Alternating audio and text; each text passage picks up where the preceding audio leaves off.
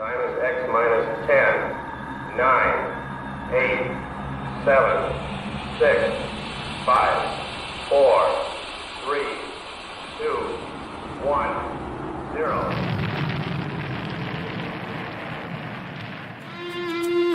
It's the Rocket Hour. Y'all are now tuned in. Time to hit the pick four that you'd love to win. If your money's coming slow, step on the faster track with your host, Ricky Pasternak. Let's go.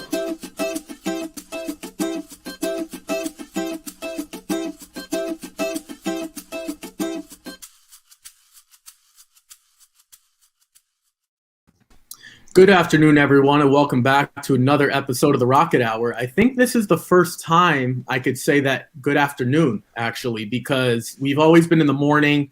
Magic's been on before, and it's like 3 a.m. his time, so this is more his speed. It's 11 a.m. out there. Aaron, obviously, is just an hour behind. But again, Aaron, I'm going to throw it to you first. Give me the breakdown on the Blues jersey, and then I'll throw it to Magic on kind of why he wore his Red Wings jersey. Well, I don't really know why he wore the Red Wings jersey, but the Blues play here in a couple hours. They play 3 o'clock. They play Arizona for the 7th straight time. Because of COVID, they had other games cancel. The 7th straight game, so the final game of a 7-game series here with Arizona. It's funny because it's 3-3. They beat us 3 times. We beat them 3 times. So this is a big game today. Yeah, I guess it's like it almost feels like a hockey playoff series or a baseball or a basketball series where it's like you're just playing the same team over and over, which is fine. Maybe it's a preview of what you'll see, maybe not. Who knows? The Blues are at the top of their division. They're always really good. Magic, this is more for you. Why are you wearing your Red Wings jersey? I know you gave me a chance to break it down earlier, but tell the viewers why you're wearing it outside of Dylan Larkin and Robbie Fabry, like you told us a couple minutes ago.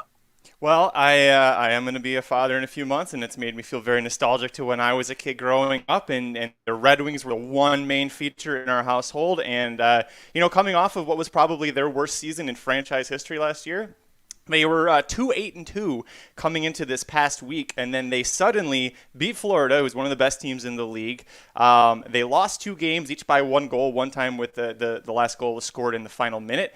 And then they won again over the weekend, and then we're coming up, we got a big game against Chicago today, and they're kind of like the Blues with the Coyotes. They're playing Chicago for, I think, the next 5 or 6 games. So they're finally, listen, this team has been terrible. They've been trash, and in the last week, they suddenly seem to figure their shit out a little bit. We got guys coming back from COVID protocol that seem to finally be meshing well. So still not a great team. Still not expecting a playoff run or even a playoff appearance. But listen, the Detroit headlines, the newspapers, they're debating about which of the 4 teams is going to get out of the cellar first. So that's the outlook for a Detroit sports fan right now. They're like, is it the Tigers? Is it the Lions? The Pistons? Who's going to stop sucking first? So I'm banking it's going to be the Red Wings, and I'm bringing this jersey on for some good luck. Yeah, I was talking about it before. I love watching hockey. I don't have a favorite team. My dad grew up a Ranger fan. All I will say, Magic, moving forward, niece, nephew, son, daughter, whoever it is, do not expose them to Detroit sports. That's not fair to them. They should get on a winning track. Let them enjoy something. Detroit right now, you're right, kind of in the cellar in all 4, but at least they're consistently bad. Real quick, we know LGB is Let's Go Blues for Aaron. Magic decided to put Magic. For me, Javier Castellano will be back Wednesday. I'm super excited about that. I believe he only has 1 mount, and Aaron and I will get a chance to talk about that. I think he's actually in the last 4 races, maybe race 9. Don't quote me on that. But we will get a chance to talk Javier Castellano. Maybe I should have included him on my poll. Who knows? He wasn't riding at the time. Can I ask you, when he comes back on Wednesday, are you going to spell his name correctly when you put it on your screen name? Oh, probably not. Okay, just wondering. Probably, I'm going to keep it that way, and I'll admit that I'm wrong. Yeah, I probably will forget. I'm just happy I'm able to get my own name spelled right. So, unfortunately, it's wrong. But that's okay. We're here to have fun and make fun of me. That's fine. Real quick, happy 25th episode to us of the Rocket Hour. Just wanted to throw that out there. And it's the first afternoon show as well. So that's pretty interesting. Magic has not been on for the rocket launch, so we're gonna get him some quick takes. Aaron knows what it's all about. You guys who've watched before, just some quick hitters. Real quick, I just want to throw this to Magic, let him speak on it. He did a great job again this past weekend with the recaps. Get it if you haven't gotten a chance to look at it. It's usually all day Sunday, and then we kind of load our stuff in there Sunday, so it gets pushed back. If you get a chance, He has his 3 stars of the weekend, which usually is all California horses, but we won't hold him to that. But no, he does a great job. Always on his social media, Racing Dudes tweets it out. It's an unbelievable job. There's highlights and quotes and odds and X, Y, and Z. Just wanted to give him a shout out real quick that we have him on. I'm sure he will get a chance to talk about the 2 stakes from Aqueduct and Santa Anita, even though we'll break one down further. The other one, okay, here we go. The full rocket launch. Aaron, I'm going to throw it to you. What is your take on stakes races going off at the same time from different tracks? There was a lot of talk about that on Twitter. I've gone back and forth with my dad about it. Do you have any real thoughts, or are you kind of okay with the way it's going, or should tracks kind of get together and form more of a schedule type of thing? Is there any planet where anybody's going to say I'm okay with how that happens? Like, I don't know what more I could say other than it's just crazy that a sport like this, and it's not like we had 25 tracks running, last weekend. And really, there's only 4 or 5 real important ones that run any day or any Saturday of the entire year. Coordinate your post times. If you want to run the first race on top of each other in their claimers, that's fine. But Magic did not see the Risen Star live because Magic is a Santa Anita fan, and Magic was watching the stakes at Santa Anita. Yeah, right? No, that's really true. Yeah, I watched the Santa Monica go off, which was really just a fantastic fun race to watch, let me tell you. And then I was like, okay, I made my notes for the recap. I was like, well, how's the Risen Star doing? And I see like they're all across everybody except Starting in My Dreams was across the wire by this point. And I was like, well, all right, I'll look at this in like an hour because it's going to take a while for the replay to populate, and it's not worth it. I got the highlights from the text chain. Magic, you want to touch on that real quick, or do you kind of just agree with Aaron? It is really kind of tough. It is really tough. And, I kind of hark back to March or April or whatever, where it's just kind of Oaklawn and Gulfstream. And it was like, you were kind of waiting for more tracks to open up. And it was like, this is all we have to cover.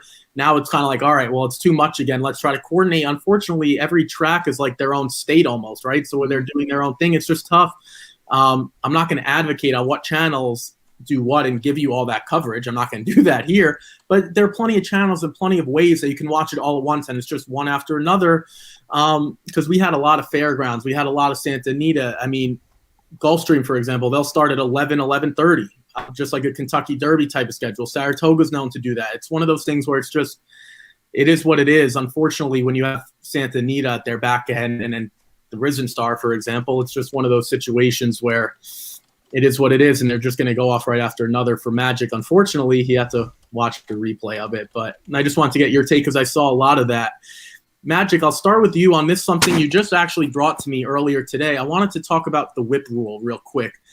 I think you and Mike Somich had talked about it on your show. If runners were to go from California to, let's say, Florida or Oklahoma to Oaklawn to New York, pick another one, pick any other state, I should say, do you think it would make a significant difference, or is it more detrimental to the riders that have to keep in count 1, 2, 3, or stop at 3 and then go for however they want to count?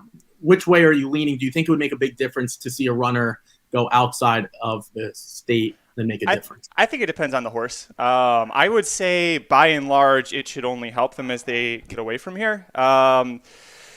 But there's a horse, Medina Spirit is who comes to mind, which when I keep watching the Robert B. Lewis Stakes, especially the head-on, I keep thinking this horse would win by more, would at least looked better at the top of the stretch if Cedillo was able to just open up if he was at another track outside of California. But it really depends. I don't think it's that much of a difference. I think I might have been reading a little bit too much into it to start. I'm more leaning now that it's kind of like the Lasix thing, where if I need a tiebreaker between 2 horses for a spot, okay, which one is done better with Lasix or without Lasix? Which one maybe could use the extra whipping or the extra encouragement from the crop? So that's where I land on it. Aaron, I know you guys talked about blinkers off a little bit too. You want to give your thoughts?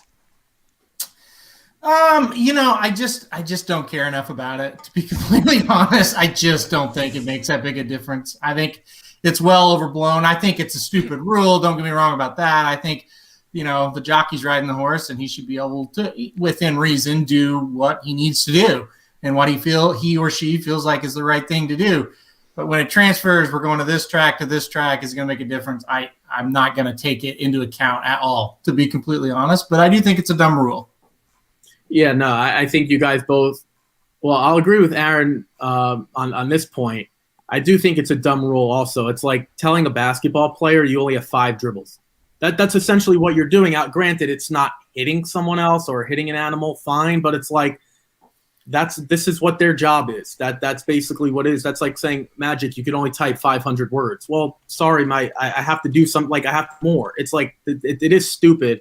Otherwise, there's no whip. I'd rather see no whip at all than 6. Personally, if that's the way we're going to go, which I don't agree with, but I'd rather see none than 6, because what is 6 going to do? What's the difference between 6 or 7 or 8? In my book, maybe some people disagree, but I agree with Aaron wholeheartedly on the fact, like, let's just get rid of the rule, especially when no other state is doing it. It doesn't really make sense. I just wanted to throw it to Magic real quick because it is in your locale, and I know you and Mike had talked about it. One other horse racing thing is, do you think, and I'll throw it to you guys, I don't have a strong opinion, do you think, Aaron, I'll throw it to you first, Maxfield, based on what happens in the Saudi Cup, would you maybe want to see him in the Dubai World Cup? Or is the Saudi Cup irrelevant in terms of what Maxfield does? Or if you were an owner or the connections, whatever, would you just want to stay here in the United States regardless? Or have you even given that any thought yet? I would take him to Dubai. I definitely would take him to Dubai. You know, the purse money's there, and you kind of just have to do it. If for some reason he cannot go to Dubai for whatever, you know, if he has this is Maxfield, there's a million things that could happen. Let's just hope he races again this year, right? But if he misses that start, I honestly would look to California and that $1 million bonus out there for the 3 races in California. That actually would space out pretty well for a horse like Maxfield. You're not having to run like right on top of each other 3 straight times. So I think that's a good option B, but I think option A logically is the Dubai World Cup. And I think we all could, well, maybe not all, but I certainly think he's the best clean horse in America. I don't think there's any doubt. He's the best, and I'll say it again, clean horse in America. We don't know how he's going to match up against some of the others that aren't, but he is a legitimate, real horse, and that's I like him about as good as anybody right now. Magic, I'll throw it to you. With the Saudi Cup, Dubai Cup, obviously won't be running in Saudi. Is that what you would do? Would you also bring him to Dubai, or would you kind of maybe look to Aaron's track and keep him in California potentially because of the bonus and the spacing of the races, which is a really good point. I hadn't thought about that. Or are you kind of in the same boat, or would you do something completely different? Well, I'm doing the math. I think we're, 6 weeks out from Dubai World Cup, it looks like. It's usually the end of March. Listen, if we weren't coming off of a pandemic or still kind of dealing with the ramifications of that, I'd say, yeah, send him to Dubai. The Maktoum family, which owns Godolphin, the giant Godolphin breeding operation, they're the ruling family of Dubai. If anybody in the world wants to win the damn Dubai World Cup, it's the Maktoum family and Godolphin. But it makes it really tough shipping there because of COVID protocols and international travel. And if Maxfield goes, who from the barn gets to go? If Brendan Walsh goes, does he miss 2 weeks when he comes back to the States? There's a lot of ramifications here. I think he's good enough to win the Dubai World Cup. I think I fully agree with Aaron that he's the best older dirt male, especially the clean one right now. But with the health issues that he's had, and Brendan Walsh has worked so hard to keep him healthy as much as he has to this point, I'd just wait. And I think, Aaron, I didn't think about it, but that $1 million bonus, bring him out to California. We don't have really, that strong of horses right now. Charlatan's going to be in the Middle East. Nick's Go is going to be not California, so why not bring him out here? Yeah, that's a fair point. This kind of reminds me of a pitcher in the 6th or 7th game of a World Series. And the analogy I'm going to make is there is no tomorrow. Like, if you have a chance to run in Dubai and he is healthy, let's say he's healthy, because that's been a massive concern, you go with it. And then you deal if Brendan Walsh, maybe not Brendan Walsh goes, but a trusty steed, whoever it is, you make that move, because Magic brought up a good point. They would want to win this race. The connections would want to win this race. And if they couldn't run for the rest of the year and could take the Dubai World Cup and put that money away, or the accolades, whatever it is they're looking for, I would probably do it as well, because this is something that they could mask their whole next decade around, something like that, whether it's promotion wise, advertising wise. So I completely agree. Yeah. It's like, for example, Clayton Kershaw coming back in Game 7, like, there's no tomorrow. Get the job done now. And it is what it is. I completely agree. There are a couple comments here not regarding that. Why does Aaron want to punch me in the mouth? I think that he wakes up with that feeling. I don't blame him. I'm sure Magic does also. And then he says, it's my bored face. Yeah, that's fair. Who's the top boss at Racing Dudes? I think we should go youngest to oldest. So in that order, it would be me because I just graduated about a couple weeks ago. But no, Aaron and Jared are the Racing Dudes. Magic is an employee. He's ahead of me as well. And then me. So I'm last. So Aaron, the guy in the blue sweatshirt, the blue jersey, the sweater, as the hockey people would call it, he is the top boss on this show, and then Magic, and then me. So I'm last. All right, we have some important stuff to get to, and that would be Santa Anita, and that is why we brought Magic on. That's not only why we brought Magic on. We have Magic on for a ton of other things, but that is one of the things that I know he was excited to come on and talk about, and I wanted to give him a break from recaps because that's all I see him do. Recaps. Come voice your opinion. So that is what we're going to do. I always tell Magic all the time, this is why I love Santa Anita. I hate the small fields, and Delmar, I should say. I hate the small fields, but there are no scratches. So there is always a positive and negative to that situation. And I'm sorry we couldn't have more than 10 horses in this field for you. The 3 also eligibles had to scratch. Well, sorry, it's not big enough. It would be like Magic to talk about the first race where we do have 10 Just wait till the next race, yeah. Right, the next race, the race he specifically told me he didn't want to talk about. I'll probably throw that to him first. Like we always go in order here. You know, on the Rocket Hour, we go in order, which means we are going to start with Aaron Halterman. Unfortunately, I couldn't scroll all the tickets together, so we're going to go one by one. If you've seen that before, we've had guests. I do one by one, so we're going to start with Aaron. He does his race-by-race suggestions. He's been red hot at Santa Anita. Magic's been red hot. I've been red hot. So this is, like I said this morning, at least here, must-watch television. Aaron, I'll throw it to you first. This is a tough maiden special weight group, probably dominated by first-time starters. I'm going to throw it to you. Did you have anyone in mind that you really, really liked, or did you just try to take a bunch and get a few prices home? Well, let's see if we all three can get cold at the same time. See if the Rocket Hour can bring that in. Look, we have 4 really – well, I'll say this. We have 3 really fascinating races and one kind of I don't know what's going to happen. This one's pretty fascinating because you got a lot of first-time starters and a lot of Calbreds that are bred pretty decently here. You know, it's kind of a mixed bag, what you're going to get with Calbreds sometimes. No offense, Magic. But I think we have some good horses here. Boy, I really debated what to do for a while. I ended up saying, you know what, I like 3 or 4 here, and I don't really want to just single one out. So I did start with a 50-cent trifecta box, 5, 6, 8, and 10. I'll talk about my top 2 first. The 6 horse I put on top. It's a first-time starter by point of entry. You know, this horse may want a little bit longer, but I love that Pratt gets aboard. That's a great sign. Diamato, obviously not a bad trainer at all up there in Southern California. And that last workout was pretty sharp, you know, 5 furlongs and almost a minute flat. I thought that was sharp enough to say, well, maybe the horse will be ideal going 2 turns, but might have enough speed here to make the 1 turn work in the 6 furlong race. And as we're probably going to talk about a little bit with this race, Speed's been doing pretty well on this California turf course. So I am going to look for horses that are forwardly placed, or hoping that they will be.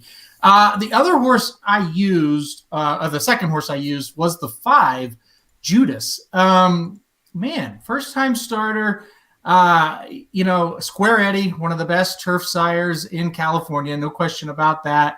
I don't know. I just thought this horse, because of the breeding, probably shouldn't be 12-1. So this was one I wanted to throw in. You know, workouts don't look fantastic, but it's a Calbred maiden on the turf. That doesn't always mean everything. So I really took the breeding into account. So the 6 and the 5 were my first 2. Magic, I'll throw it to you. This kind of looks like a race that it's probably going to be dominated by first-time starters outside of one horse. I think we could agree to disagree potentially, but the 1 and 2 probably don't look like win candidates. Do you want to tack on to anything Aaron said, or are you going to use some different horses? Tell me where you kind of went in this spot. I almost singled the 6, and the biggest reason I didn't is I have had absolutely shitty luck singling for a very long time lately. So I made it one of the things that I've changed recently that Aaron helped me with. I'm stopping singling, even if it's a short price, just because I'm not good at identifying a good single. Aaron talked about the last work for Cargo. Clockers were raving about this horse, and this is a Calbred, and Calbreds by and large are not very fast. Overall, not a great breeding program. So if you get a horse that is fast, especially early, especially at the turf sprint, I'm with Aaron that I think this horse is probably going to ultimately be better with a 2-turn pedigree, but the Dam was a 3-time winner on turf. A B+ rating for the Clockers reports for that gate work on February 10th. Like I said, I would have singled this horse if I didn't have such bad luck with it. So maybe don't single it, but I do want to tell you, back on May 18th, 2019, Phil D'Amato, who is only 6% right now with first-time starters, brought a filly named Kiana's Love onto the turf for her career debut at Santa Anita, and that is magic in the winner's circle with Phil D'Amato, Jessica Pfeiffer, and Edwin Maldonado, recent Grade 2 stakes-winning jockey Edwin Maldonado in the winner's circle. So, yes, this trainer is only 6% first-time starters, but I got proof right here that he can get it done. Yeah. Cargo, I think, is a horse that we're all kind of in on. I'm not going to mention anything else about Cargo. The horse that I'm looking towards, and I'll scroll my ticket here, I just went with the experience. I'm not sure if there is a true standout in terms of a hype horse. Magic always does a great job about shooting me a text or a picture of something about horses that are getting buzz that I might not know about. We're not talking about a big baffer like that everyone knows about it. He gets some inside details. I don't know who it's coming from, where it's coming from, but he sends it to me. I trust it. I didn't get any of that, so I'm going to take the horse with what I thought was halfway decent experience. I thought the 1 and 2, I think, are no-goes. The 10 Mine Hunter, I don't thought Mine Hunter was that bad. I really, really don't. The 2 horses that he didn't beat are scratched, so I think that has a massive effect in terms of I think both of us, or Aaron included, would have used the 12 or 13 if they were in, and then at that point we probably would have gone a little shorter with like 1 first-time starter. So we're kind of getting the worst of the 3 kind of with Mine Hunter, Little Ricardo, and Standing O, the 12 and 13 that are out. Obviously the 11 Marksman on Target is out as well. So I went with Mine Hunter. I feel pretty good about this one because I just don't see anything else that stands out to me. But Magic was talking about a single. I definitely agree with him not singling. I don't think anyone could be confident in a single here, and we'll even get to next race where maybe you could be.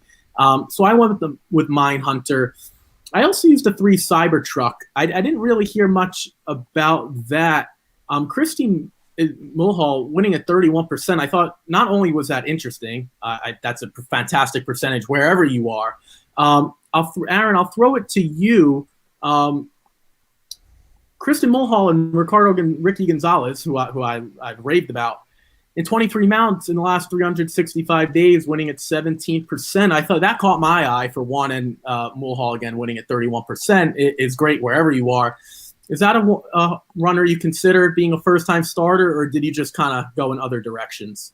Yeah, I definitely did.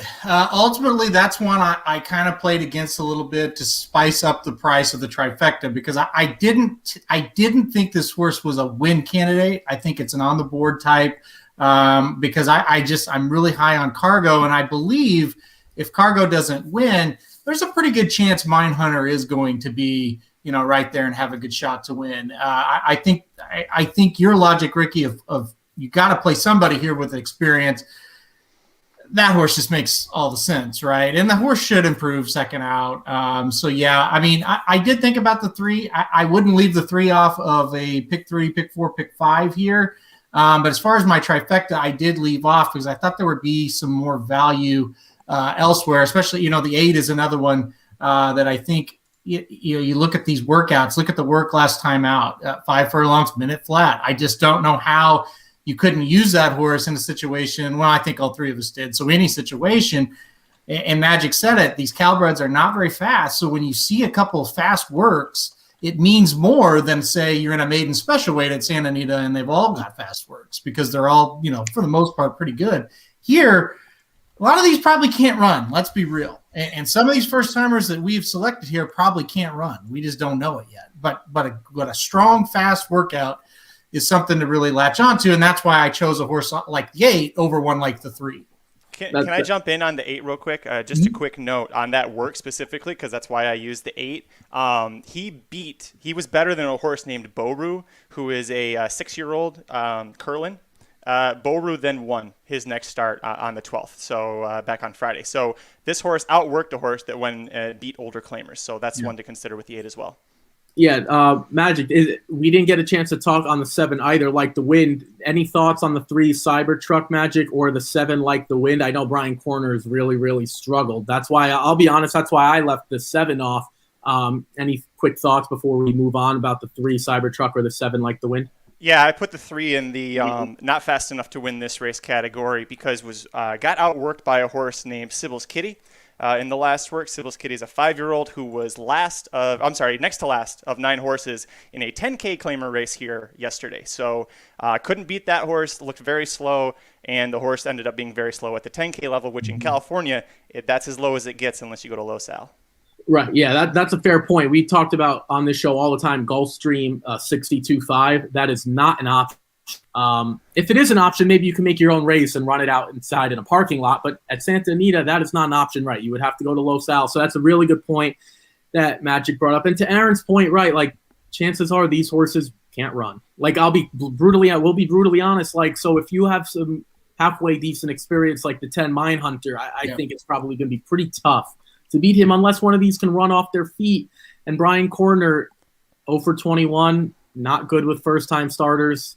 Mark talks about here, I'm going to try to summarize this. I'd want to get Magic back in the mix. Spreading the first leg and the favorite wins kills all the value pretty much, and then he kind of goes on to say 3, 6, 8, 10. Like, yeah, I think we're in the same boat.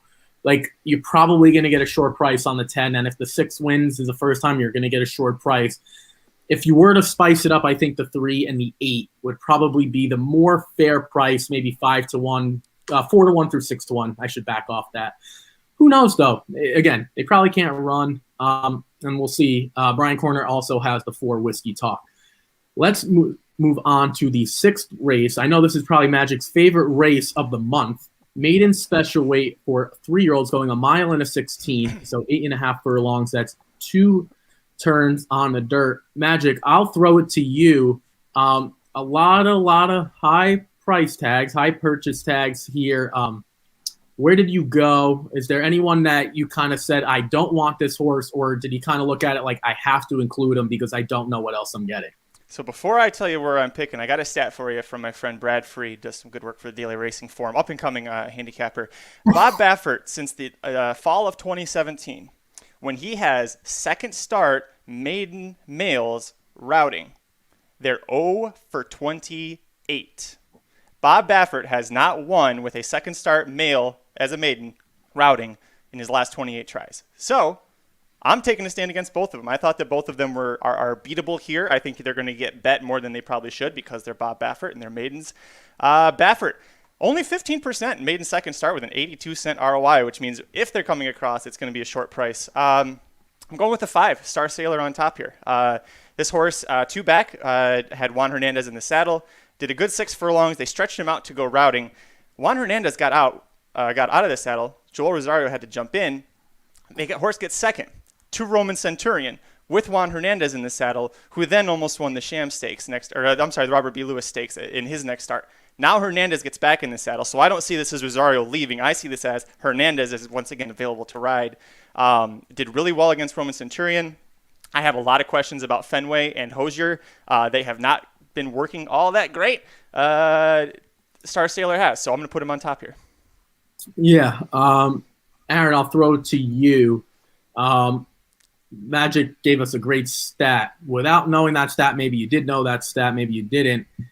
Does that change your opinion on Hosier, or are you still kind of take the dive and see what happens? Well, this is the hardest race that you'll handicap maybe all year. And the main reason being is Hosier and Fenway were so heavily hyped before their debuts. And not only did they lose, they were so awful. Fenway barely made like not even the second turn, the first turn before he started to fade. Hosier just got waxed by Concert Tour. That was not even close.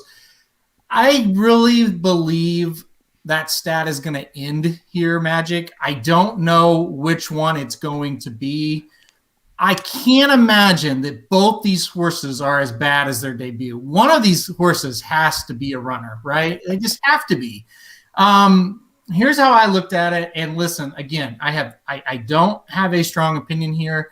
I'm not going to go out on a limb and say, do this, and I'm 100% confident. I think you got to go 3 deep in this 6-horse race. I think you got to use the 2, the 4, the 5. And if you really want to go deep, maybe even the 6. Like it's just wide open. I did a $10 win wager on Hosier. Here's why. Magic, you might be right. Okay. Maybe Rosario gets replaced by Hernandez. That's possible. I don't think it's a smart move, number one. Number two, you have to think, even if that was the case, Baffert had the option. Hosier, Fenway, who am I going to put Rosario on? He chose Hosier. So to me, that tells me he likes Hosier better than Fenway here. Okay. So where'd Flavien Prat go? Because he's not in the race. So why I is don't Flavien know. Prat on him? I really don't know. I don't know. I was confused, and I'm not saying, oh, it's a slam dunk. Right. Rosario flew to away from Star Sailor to Hosier. I'm just saying between Rosario and Cedillo, it's got to be Hosier that he thinks is better, right? I mean, I know that didn't work out in the stakes last weekend at Santa Anita at all, but usually it does. So I'd put him on top, but I have no confidence. I did put Star Sailor second.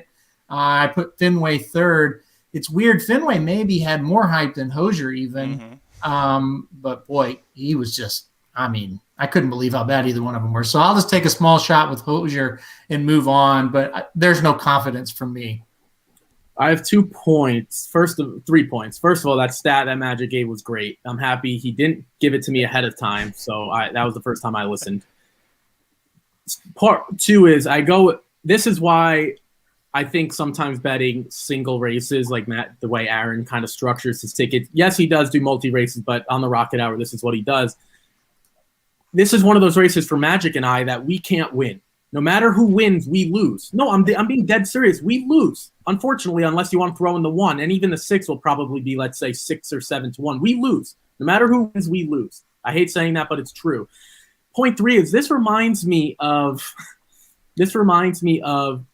a group of D1 athletes in high school, and they all end up at community college.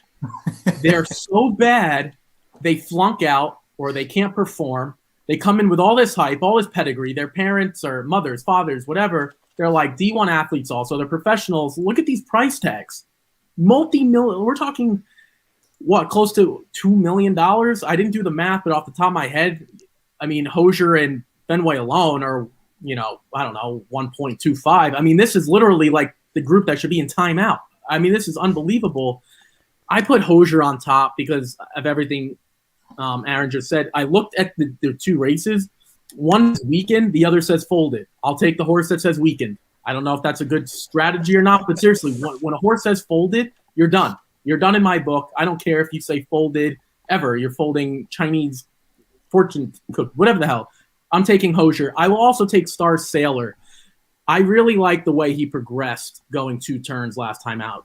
Forget about the workout. I don't disagree. I shouldn't say that. But that's not what I looked at. I think he took a massive step up going 2 turns last time out, and I think he really has a chance to progress off of that. I'm going 2-5. I think 2-4-5 is just too expensive for a race that, again, you're going to lose. You're going to win, you might get through, and you're going to lose.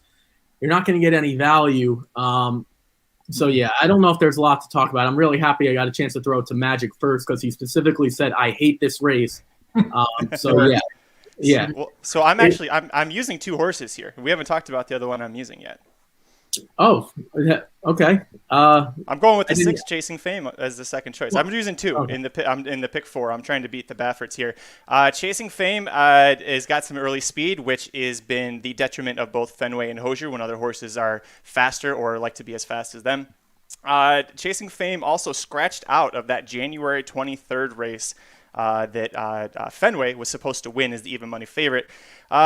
Who's his trainer? Chasing Fame, Doug O'Neill. Who won that race by 14 lengths? The Great One. Whose barn is he in? Doug O'Neill. I think Doug O'Neill knew that the Great One was going to fire a massive race there. I'm on board with Aaron that I think come San Felipe time, the Great One's going to be another massive effort coming there.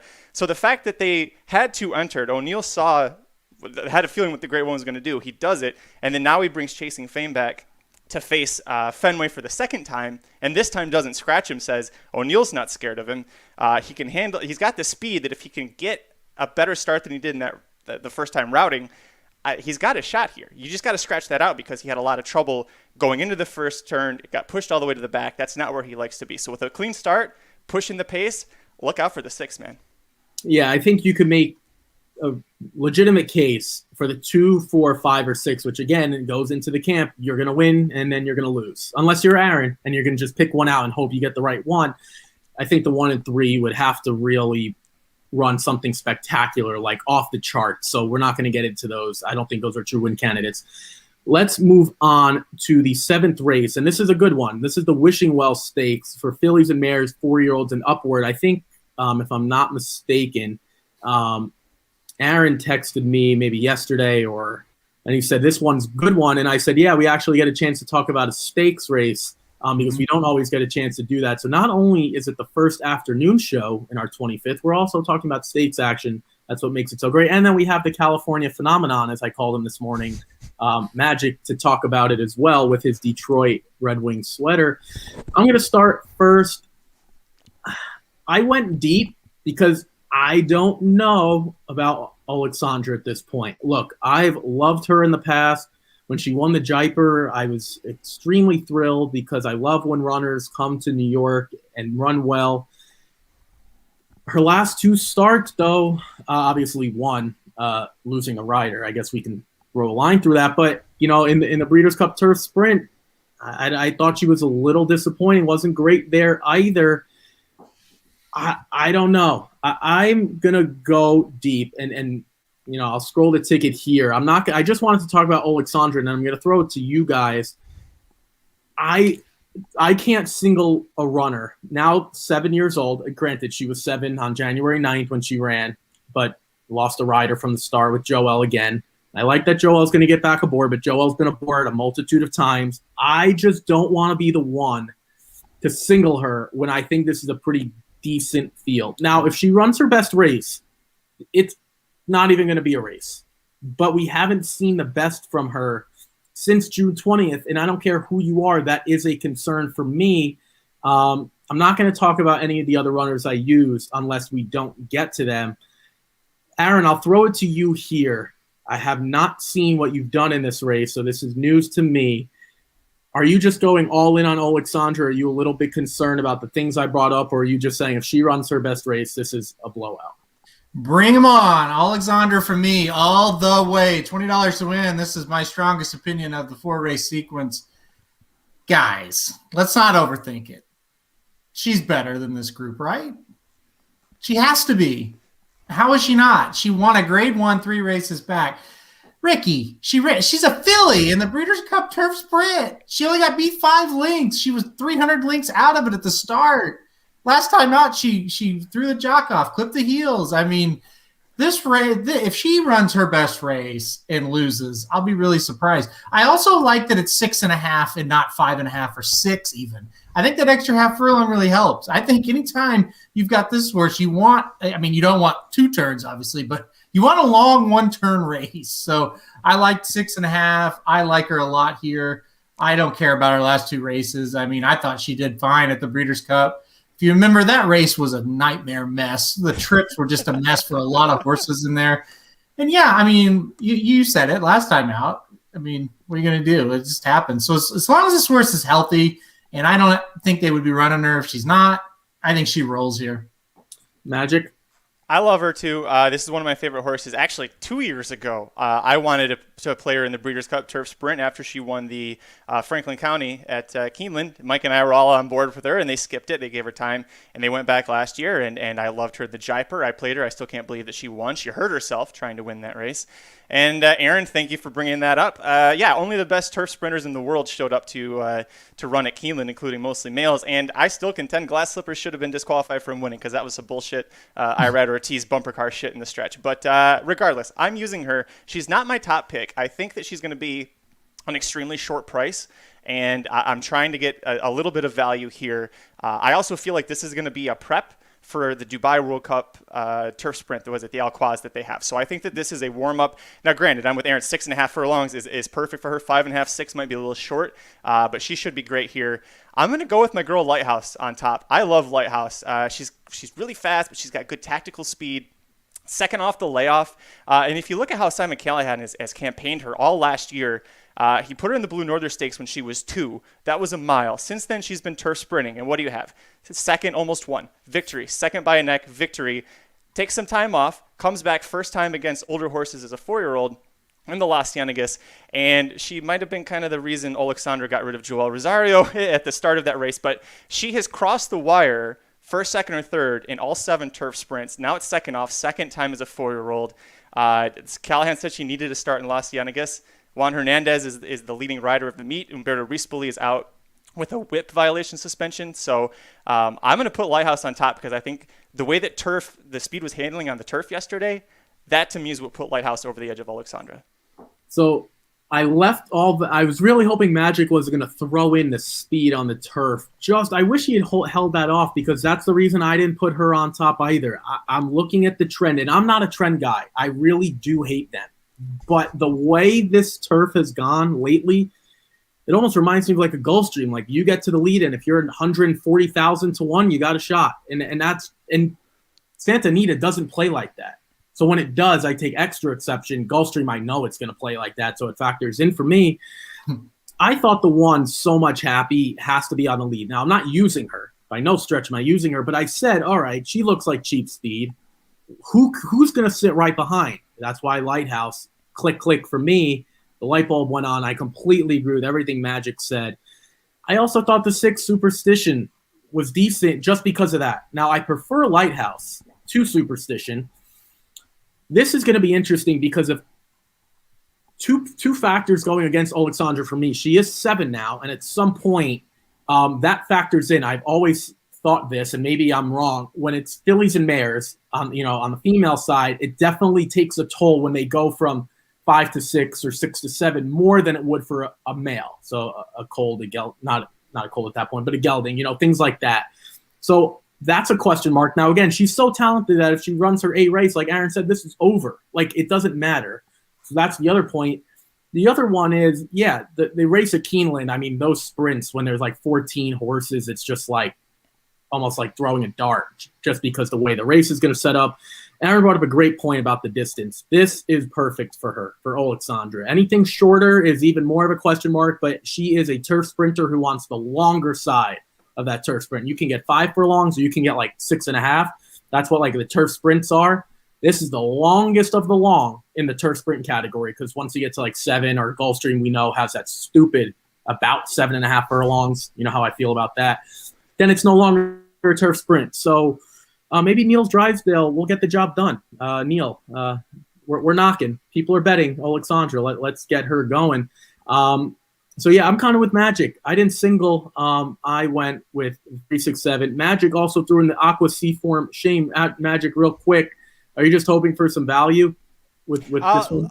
I think we're going to get some value on her. I think her odds might float up a little bit higher than 5 to 1. I'll defer to Aaron Halchman on all morning line moves and price changes here. But I think that I'm a little worried this might be at 6.5. Might just be a little too long for her. But I talked to my buddy Ruben Fuentes, who seems pretty excited about being able to ride her again.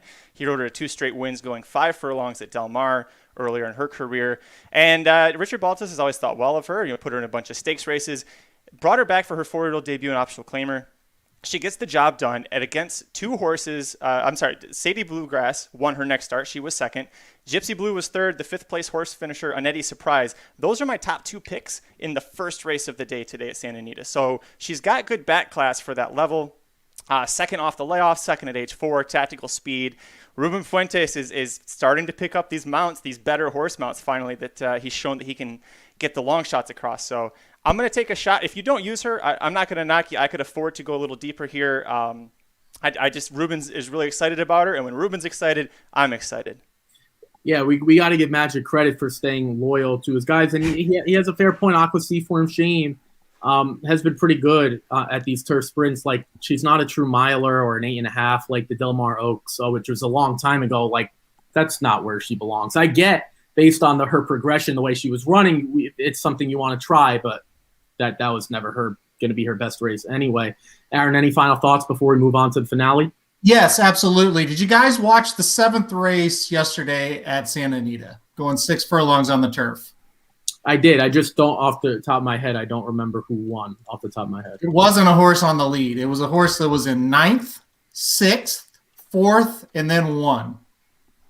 My point about this is... Was that the stakes race? Yes, that was that was the Sweet Life Stakes. My point is this.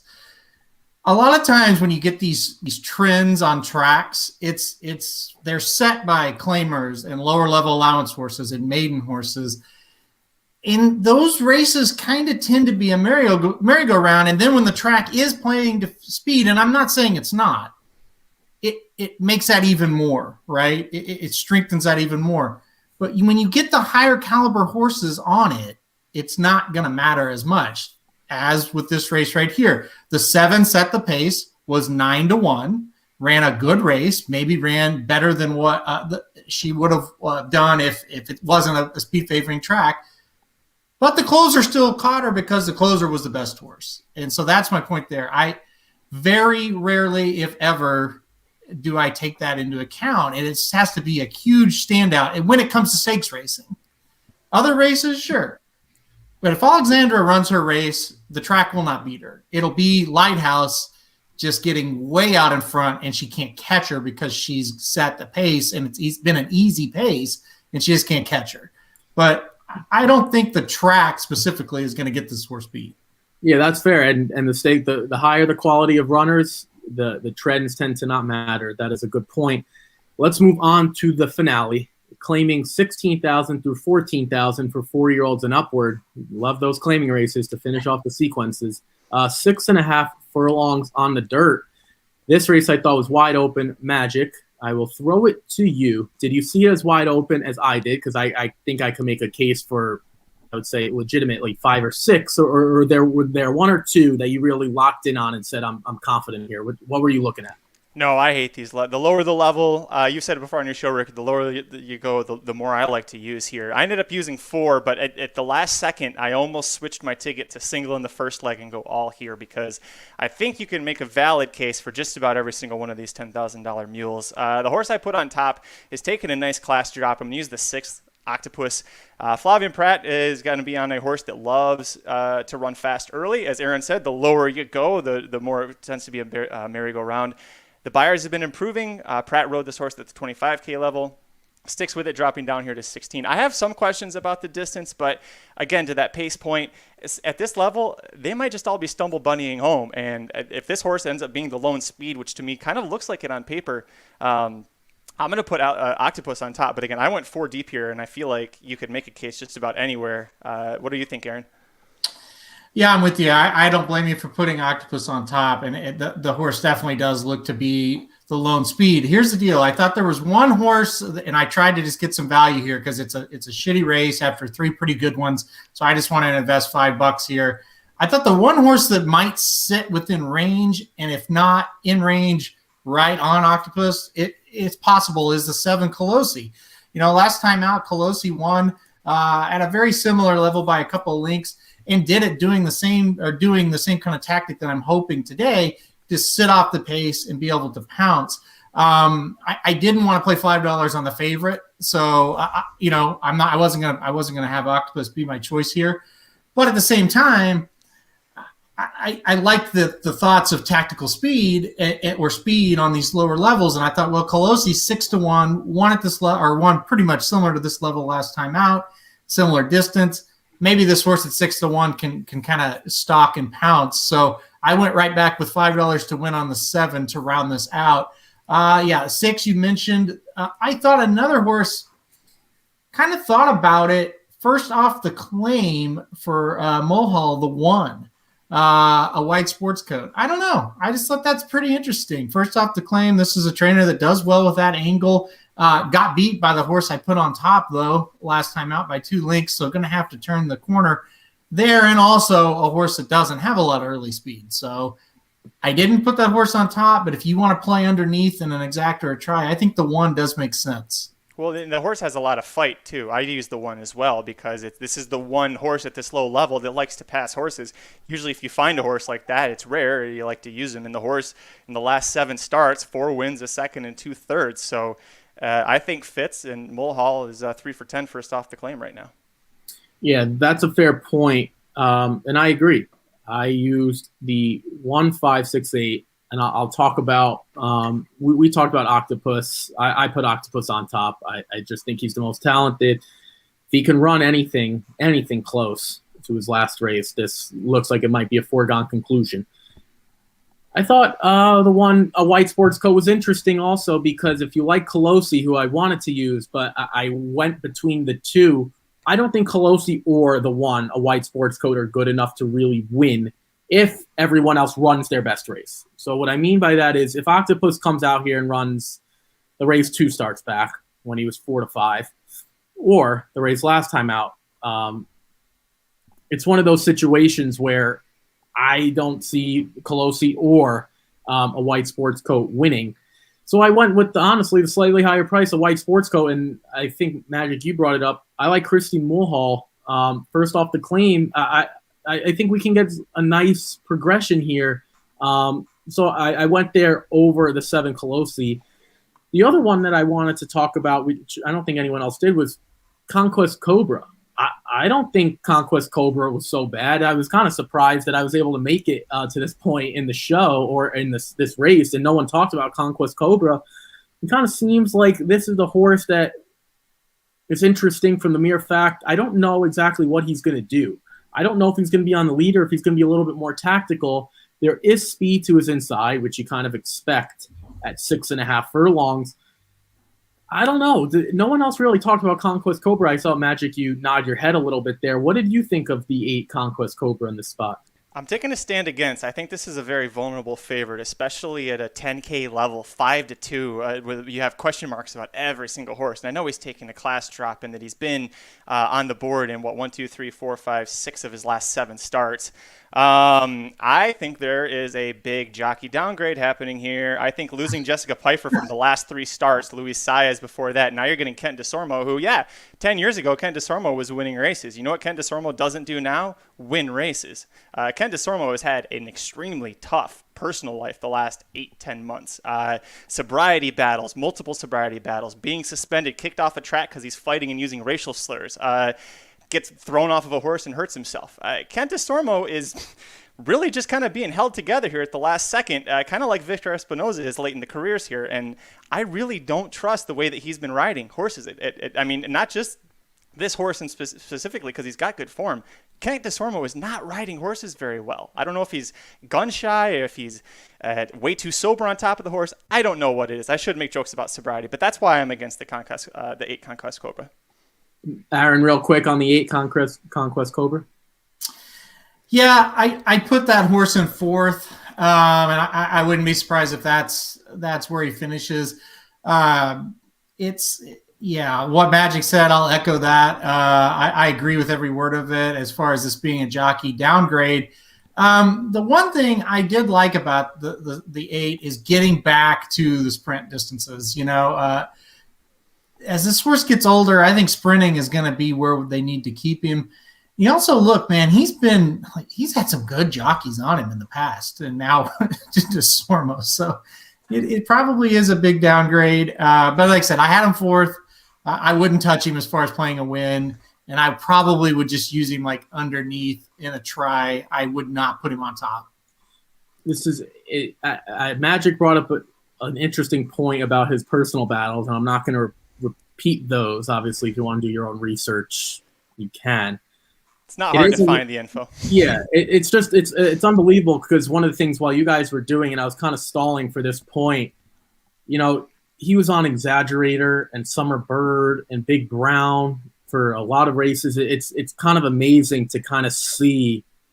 This almost reminds you of the horse. You know, I don't know if you guys ever watched the movie Mr. 3000, where he's like holding on, right, for like the 3000th hit, and then they get one hit taken away. It's one of the few movies I've actually seen in my life. It's like, whoever would have thought in their right mind that Kent DeSormo would be a downgrade over Jessica Pfeiffer, maybe even in her wildest dreams. She never would have thought that. It's honestly crazy to think. So the Magic has a really good point. Like, this is obviously, you could look at his stats, and the stats alone will tell you that he's not Kent DeSormo from literally a decade ago or 12 years ago, whatever it is. But it's like, this is a legitimate point now where, like, you know, we we talk about some other riders. Like, I've been the first one to say Julien Leparoux is horrible, and he's really picked it up at Gulfstream, like, really, really well. It made me look stupid. It's not wrong to say Kent DeSormo is really untrustworthy at this point. Let's wrap up with our final tickets. I will go Ricky, before we move on, did anybody use Horse Greedy? Because he was the last one on my ticket here. We didn't talk about Horse. I'm sorry. I'll talk about Horse Greedy real quick. For some reason, I thought we did. I apologize. Yes, I did use Horse Greedy as well. I just don't like his run of form. Now, I did use him because this is a significant class drop. I don't know. He really hasn't looked all that great since we'll say the end of the summer. I just didn't want to be beat by a Peter Miller. Peter Miller has had him before. So, and he ran decently. He ran well there. So I hope that's what I'm going to get back. Magic, I'll throw it to you before I throw it to Aaron real quick about Horse Greedy. Are you concerned about his, I shouldn't say lack of form because it wasn't horrible, but his last two races that weren't good, or do you think this is a massive bounce back spot for him? I think he has a chance to bounce back. So John Sadler, when the summer meet at Del Mar ended, went into one of the biggest cold streaks I've ever seen a talented trainer have. So I'm going to forgive him partially for those two losses at Del Mar in the fall. Comes back at Santa Anita at a higher level. Peter Miller claims him back. Miller and Sadler have each claimed this horse twice now for varying degrees. I don't love that Miller claims him for 25 and shoots him back in for 16 because it's just asking Sadler to go ahead and, you know, get the horse back at a $9,000 profit. But I do love that Juan Hernandez kept riding every single time. This horse kept going barn, and Juan Hernandez kept riding. That last race, I'm going to give him an excuse. He was 4 or 5 wide, going 6 furlongs. Can't really do that at Santa Anita when you're in these low-level sprints and hope that you can hold on. This horse, 4 of his 6 career wins have come going this distance, and that was in only 9 starts. He's had 29 starts total. So I think he's got potential, and I think the Miller factor is something that you have to really, you know, take into consideration here. But Aaron, what did you do with Horse Greedy? Yeah, I mean, it's Miller, so you better use it if you're playing pick fours, fellas. I tried to leave him off as far as a trifecta or super goes. But, he'll probably run improved today. I think my biggest deal is I never really liked this horse, and I feel like he's always a short price. He just doesn't win all that often, and so that's why I'm kind of like, I could live without him. You look at his last few races: 5-2, 2-1, 7-5, 4-5, 6-5, 5-2. I mean, he's always bet, and he's won one of those. So I don't know. Maybe if you want to play him underneath, but this is not a horse I considered on top as well. But again, if I had a pick 4 ticket, Alexander would be singled, and I would be going deep here, and he would be on it. Yeah, no, that's a fair point, right? It's like you don't want to not use him if you're trying to get through the final leg of the sequence. It's only 8 races, so this is the last leg. We were talking races 5 through 8. Let's read off before we do some recaps because this was an action-packed weekend. Magic definitely knows it was action-packed. I'm sure he still hasn't slept starting Friday night or even Thursday night. Aaron, real quick, just kind of walk us through each race, what your thoughts were, and just some suggestions there. All right, so started at race number 5. Let me pull that up once again. Listen, this race definitely wide open. A lot of first-time starters, Calbreds. I went with a 5, 6, 8, 10 trifecta box for 50 cents to start it off. You go to race 6. This is, like I said on the show when we were doing it live, the hardest 6-horse field, maybe the hardest field I've handicapped all year because just so many question marks. I went $10 to win on number 2, Hosier, hoping that he will bounce back. Race 7, my strongest play, $20 to win on number 7, Alexandra. I think she's the class of the field. Just keep the jockey on this time. Try to do that. And then in race 8, I'm just taking a small shot against a couple of the favorites and going a $5 win wager on the 7. So $47 total investment. Magic, your late pick 4 sequence? Sure. I'm going 6, 8, 10. I'm going to try and beat both of Baffert's in the second leg with 5, 6, then 3, 4, 6, 7. And then 1, 5, 6, 7. That's $48. If you really don't have a strong opinion in that last race, you think there's a bomb potential, I would single the 6 in the first leg, keep the middle 2 the same, and then hit the all button in the last. It'll actually save you $8. So if you like the 6 like I do, $40 ticket. 2 things I love that Magic said. He talked about saving money. I don't think I've ever used the word save on this show, so that's nice. And also, he said sure. After I said, Magic, you want to give us your ticket? I haven't heard sure in a while. Magic, that was really, really nice of you. Well, sure. I'm gonna go with my ticket here. I went 3, 6, 8, 10. Like, good luck trying to figure out some of these first-time starters. Aaron put it perfectly. They probably can't run. So I think if you wanted to single and go really short, I think using the horse with experience, the 10 Mine Hunter, is probably smart since at least he has some experience. The 6th race, I don't know. I have nothing positive to say. Your best bet is taking 4 horses and going eeny, meeny, miny, mo and taking a shot, seriously, because the 1 and 3 probably can't run. The 2 is disappointing, $625,000 purchase, but that's what I put on top. At least the 2 says weekend, while the 4 says folded. I'll take weekend over folded. I watched both replays. Yeah, that's pretty accurate. The Wishing Well Stakes, I'm all in on Alexandra, but I'm not singling. I think Lighthouse and Superstition are horses to use. Magic, I know, used Aqua Seaform Shame. I use Aqua Seaform Shame in my pick 5 ticket that you could find online in the article as well. But I did not put it in the pick 4 because of some other short prices. I just think that's going to drive your pick 4 ticket up. And the final one, this is wide open. I think Magic talked about hitting the all button. Like, I don't disagree with you, Magic. If you could single maybe the horse with experience in the early leg, or Hosier, or the 5 in that race that we talked about, that was the one you like, Star Sailor. Who knows? And Alexandra, if you went that way and wanted to hit the all button, you could definitely, again, I'll use the word, save some money. All right. We have about a half hour, just a little bit under, so get your tickets in. But we are going to recap here. You know, we've never really been on a time crunch on the Rocket Hour. We kind of have plenty of time normally. So that's what we're going to do. We're going to do some recaps. But again, you know, follow along with us and get some action. While you don't need to listen to the people on track at Santa Anita, we have everything you need right here. We just gave it to you. So stick with us here till about 3:29 or so. We're going to try to cut this off. We do have some recaps. We're going to go really, really quick, though, because, again, we do want to move on to some other things. We have all the stakes action. We're going to do Fairgrounds last because that was the biggest one of them all. So we're going to start with the Santa Monica Stakes. And I'm going to start with Magic just because he, again, I called him the California phenomenon before, the phenom. Maybe I shouldn't have done that.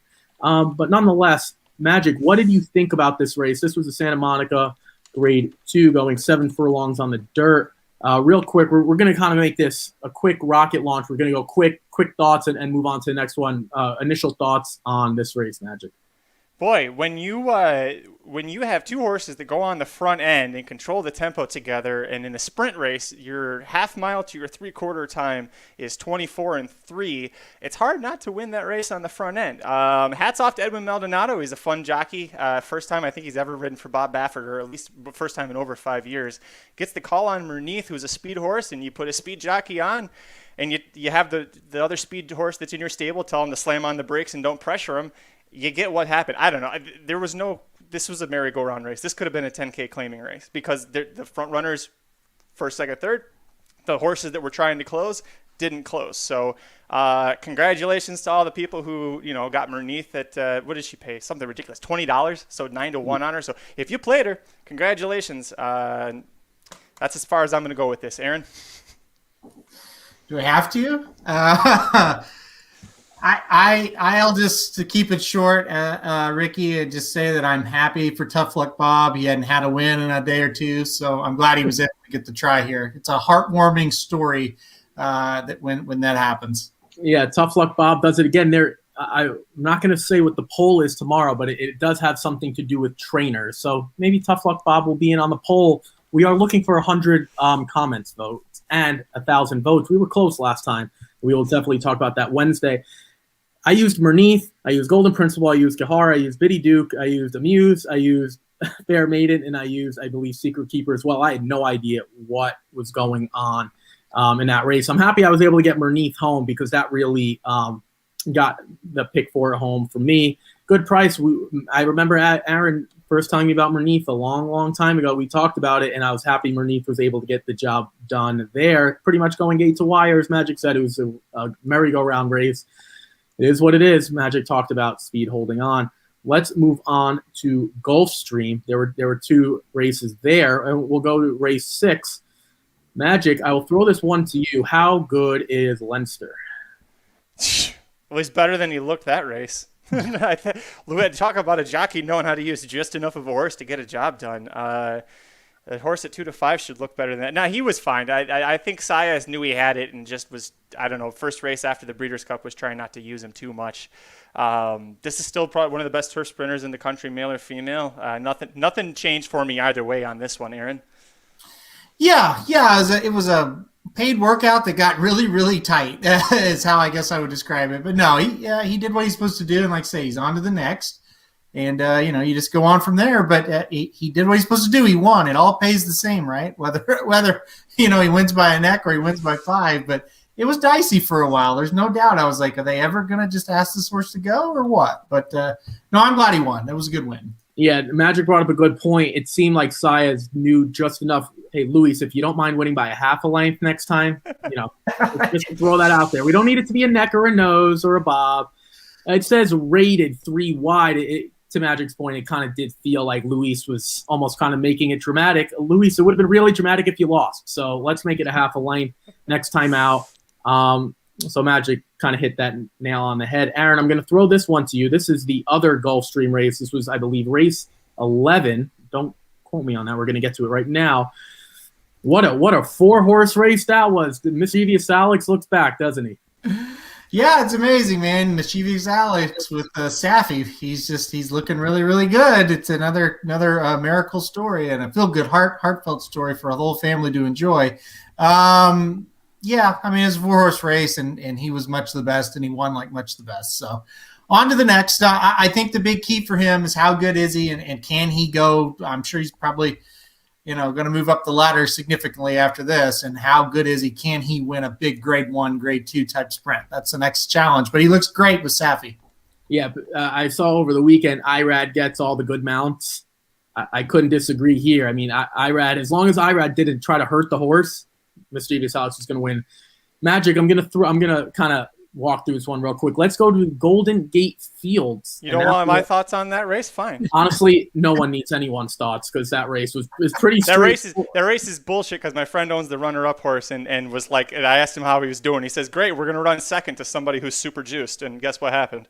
Yeah. Oh, well, that's unfortunate. I wish that wasn't the case, so I'm sorry for the connections there. Magic, I'm going to throw it to you. I didn't think this was a great race, but Rombauer, was able to get the job done with Kyle Frey aboard. It did kind of take some hard pushing at the end from Kyle. Is there anything you want to take out of this race, or do you just want to throw it all out completely? Other than Petruccio kind of throwing up a dud, this is kind of how I thought it was going to go. I didn't expect Rombauer to break so poorly as he did. I think he had a little bit of ring rust coming back since the Breeders' Cup. But other than that, no, Kyle Frey did a good job getting him up there. Javanica is a damn good horse, and I know she's a filly, which, by the way, a filly almost beat the boys here. But she is tremendous on turf, on synthetic, on dirt. So for Aaron's point, to help Aaron feel better because Rombauer's on his fantasy league in the Triple Crown League that we have, it was good that he beat a good horse. he's going to have to do a lot more if he wants to do anything else. But the Jeff Ruby Stakes is in play for him. That's on synthetic at Turfway Park, and that is a 100-point prep race this year. So if he goes from here into the Jeff Ruby, he's also got an automatic berth into the Preakness because he won this race. I mean, if I'm Aaron and he's on my fantasy team, I'm feeling pretty happy. Do you want to trade him to me, bud? No, I don't want to trade him. No, not at all, but he does suck pretty bad. You don't want him. Put it this way, we're going to talk about another horse on my team that got 5th in the race coming up we're going to talk about. I'll still take him over Ron Mule. I thought he was awful. I was like, are you ever going to get there? Like, he looked like a freaking slug going down that stretch. It's like, this is not a Derby horse. This isn't an Iowa Derby horse even, I don't think. But he won, and I'm very happy about that. And you're right. Maybe we can go win the Jeff Ruby because there's not usually good horses in that either. So, yeah, but he sucks. Yeah, they're talking about, if you guys aren't aware, they're talking about the Racing Dudes Fantasy League, and it's about accumulating points. It's not purse earnings or accolades or riders. It's about getting points. So to Magic's point about Aaron's horse, that's why he joked about trading.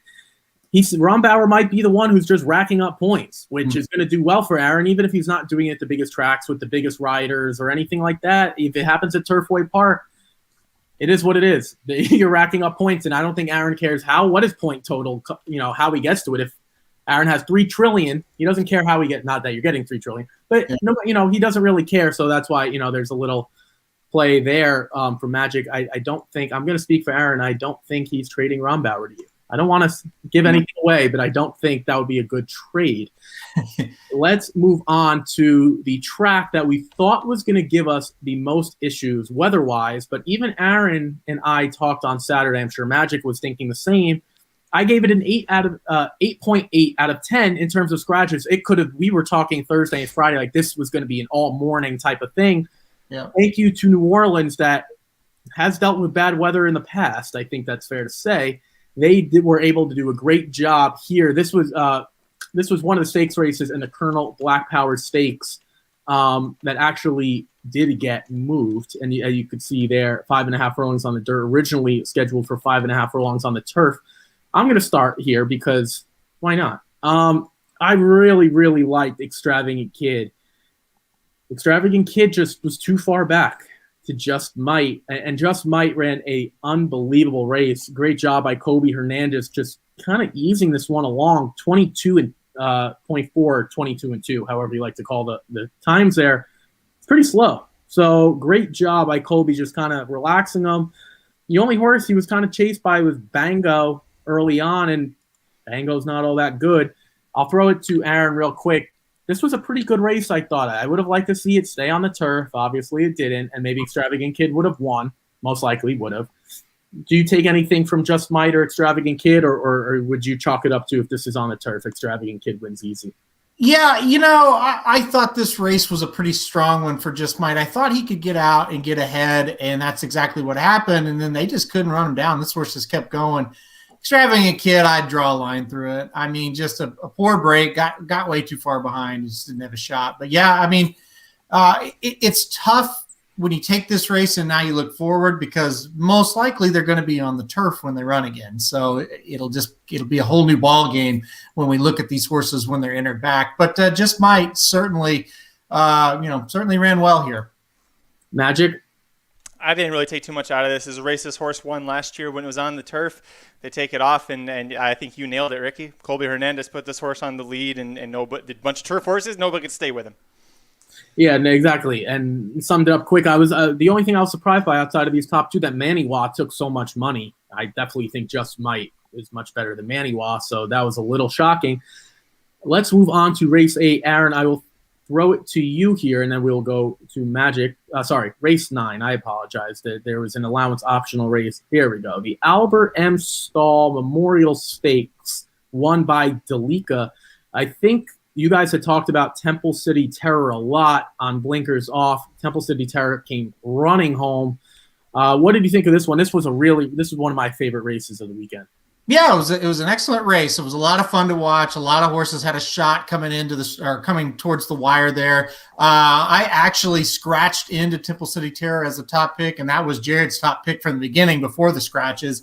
So very good pick by him. And like I said, I just kind of lucked into her, so to speak. She lost, but still ran a good second at 10-1. We hit this trifecta on the guide, so that was very good. I was big on Pass the Plate as well, and I had Delika in third, actually, who ended up winning the race. It was good. It was a really good race. And again, hats off to New Orleans and hats off to Fairgrounds, because this race and the 11th race was on the turf. And so they were able to, and really, the turf seemed to play fine. Like, it wasn't one of those races like, oh, damn, they shouldn't have ran that race on the turf. They played pretty normal. But I wish Temple City would have gotten there. She didn't, but hats off to Delika. That's a really nice horse. Magic? I didn't really handicap this race that much. I expected it was going to get taken off the turf. So I was like you guys when I found out that morning that we were staying on the turf other than the race we just talked about. I was pretty damn happy. Delika was my top pick here. It's not sexy like picking a 10-1 that almost gets the job done. So hats off to Aaron and Jared. Delika was my pick because her trainer is Al Stahl Jr. and this race is named after his late father and talented trainer in his own right. So that's as far as I went. I thought that Delika had the talent, the class to win, and what put me over the edge, let's get one home for the Stall boys. Yeah, one of the worst feelings, Jared says it here, brutal. Still waiting for that Chiefs apology, pal. Anyway, it is one of those things where, like, I really love Temple City Terror, and I loved a few prices in here. It's unfortunate that, for me, Delika actually got home because I thought Temple City Terror would have blown some things up ticket-wise. And Jared called it perfectly on Blinkers Off. So, yeah, Delika, Magic brought up a great point about the Al Stahl thing. It was nice to see Delika get home for that. And if nothing else, if you're not cashing a ticket, you like to root for stories. And that's a good one. Obviously, the race named the Albert Stahl Memorial. Let's move on. Magic, we'll start with you, the Mineshaft Stakes. We kind of alluded to it a little bit before with Maxfield, and again, that was part of a different segment. So real quick, we'll touch on it. This race kind of stunk, but what did you see in Maxfield? How excited are you about him moving forward? And this was in a pretty dominating fashion here in the Mineshaft. Yeah, my boy Enforceable, I don't think he even crossed the wire, and I already tweeted out, if there's a horse racing god, Maxfield is going to stay healthy because, good Lord, this horse just keeps looking better and better. I thought that this is the best he's looked on the track in his whole career. It's only 5 starts, so not a big sample size, but he just looks physically powerful and like nothing can stop him. The pace doesn't matter to him. The field size, the way that the other horses run against him, he just looked so good. Florent Giroux was very confident in him. Kind of like how he was on Mono Girl a little bit. This horse, if he stays healthy, we said this at the top of the show, if he stays healthy, God, this is such a fun horse. Don't you think, Aaron? Oh yeah. This race got me more excited than any of them probably this year, just because I know how good he can be. And man, to see him run 2 races back to back, he did have a slight hiccup after that race we saw a few months ago, but it wasn't a major one. To see him do it again and to see him to do it with such ease, Maxfield's got a huge future if he just can stay healthy, like you said. He's going to win a lot of big races. So, yeah, this was an exciting one. I think right now, he's if not the top, one of the top older horses in this country, and it's just going to be a matter of him staying healthy. So let's hope, like hell, that he does. Yeah, Jared says he will be the only thing stopping him from winning Horse of the Year because his injuries are an issue. I don't think anyone on this set would disagree with that. And to Magic's point, I'm going to stop sharing this screen for a moment just to bring up his tweet that he talked about that a lot of people really enjoyed. It got a lot of attention. Yeah, he said it right here. If there is such a thing as a horse racing god, then Maxfield will stay healthy. And I think that is the biggest question for him. It's never been a talent thing. It's always been, can he stay healthy? So that is really what it comes down to for him. And again, we've talked about it before. Maybe Dubai will be a spot that he will be pointed to based on the connections and the way he's running now.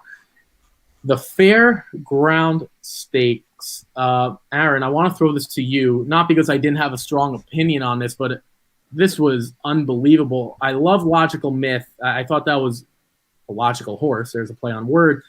Captivating Moon. I'll give just some credit to Marcelino Pedrosa, but what do you think of this race? Not just the ride, obviously, it was great. What was going on here? Because there were a lot of big prices that were horrible, including Factor This. I do remember texting you saying, I'm going to try to go against Factor This, and I didn't like this one. There was too much speed. What did you think of this race with Captivating Moon?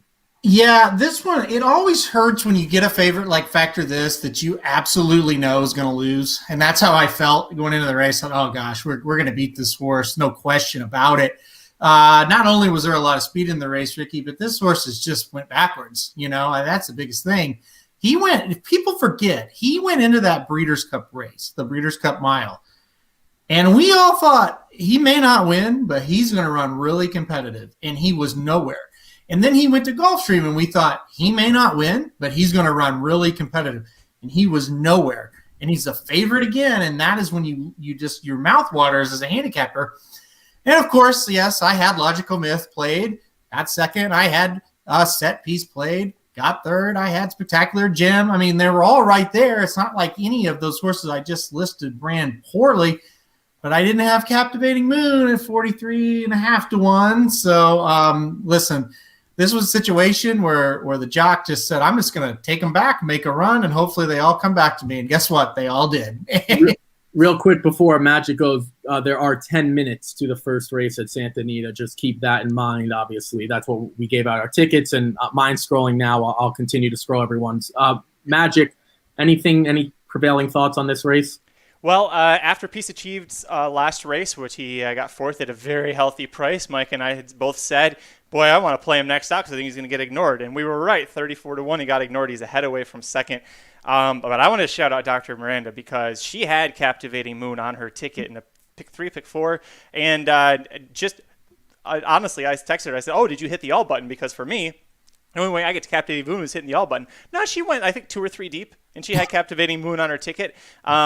She wasn't so happy about how the next race went because that's what typhooned her ticket, but she did have Captivating Moon, so I want to give her a shout out for that one.